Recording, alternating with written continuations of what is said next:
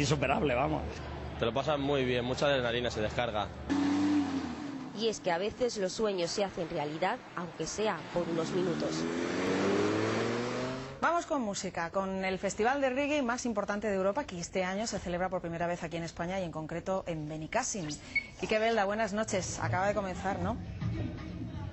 Pues a que las actividades culturales han empezado a las 10 de la mañana, sí, Sandra. La música reggae acaba de empezar con la actuación de Mandieus y Los Naturals. Por delante 7 intensos días con sus 7 intensas noches llenas de música reggae y de una amplia oferta, un amplio abanico de ofertas culturales más propias de Jamaica que de España. No en vano este festival es el más multicultural del momento. Y atención, acogerá más de 250 grupos, lo que se traduce en 1.500 artistas y espera la visita de más de 10.000 personas diariamente. Y como bien decís, es la primera vez que se celebra en España, pero este festival viene para quedarse.